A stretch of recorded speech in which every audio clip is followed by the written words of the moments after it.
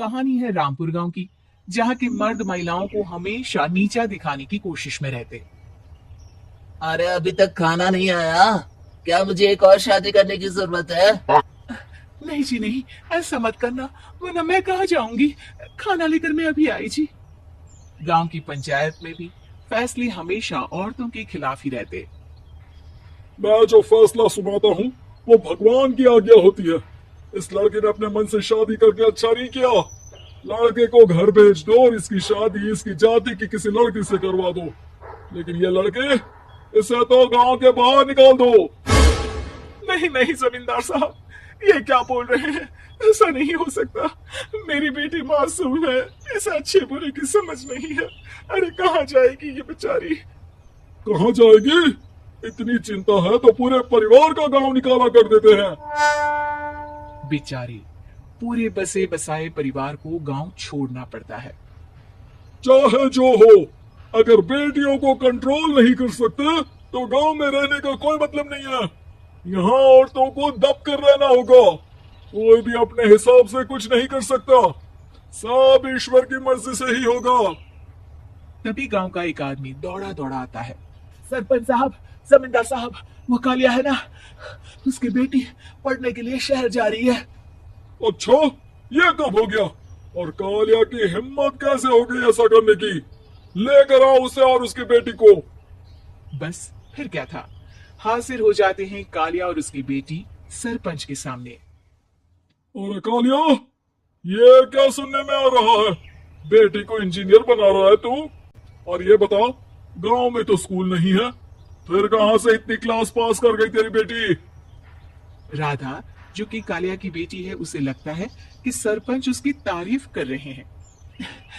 सरपंच जी, मैंने ऑनलाइन पढ़ाई की है, डिस्टेंस लर्निंग से।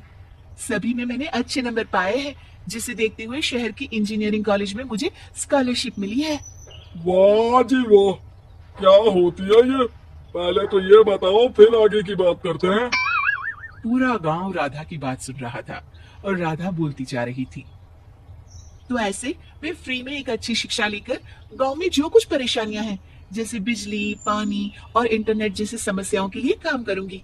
मैं गांव को शहर से जोड़ने के लिए पुल का निर्माण करवाने का प्रस्ताव रखूंगी।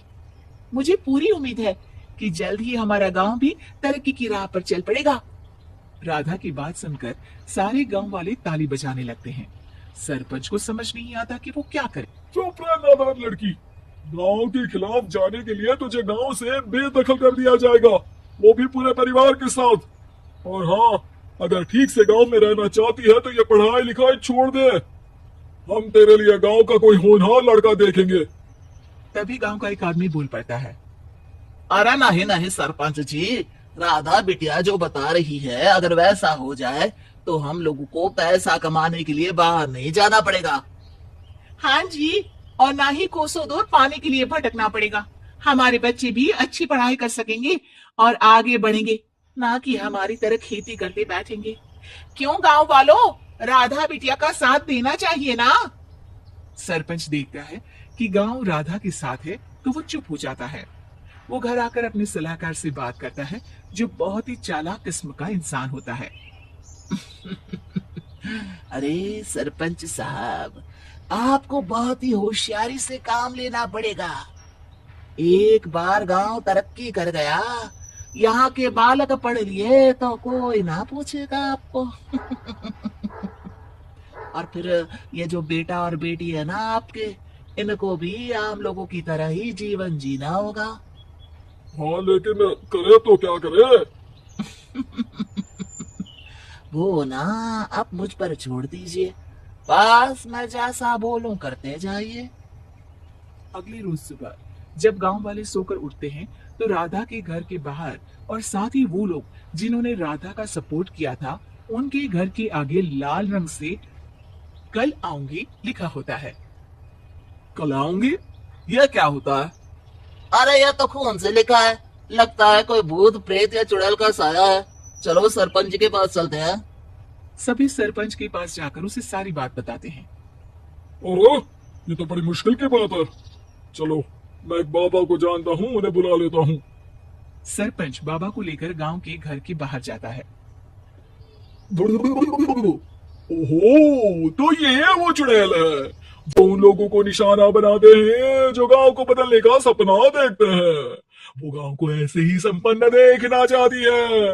वो नहीं चाहती कि कोई बाहरी यहाँ का कायाकल्प करे। क्या तुम लोगों में से किसी ने गांव को बदलने की सोच रखी है? तभी राधा की माँ रोते रोते आती है। मेरी राधा घर से गायब हो गई है। अरे कोई तो बचाओ, मेरी बच्ची कहाँ गई?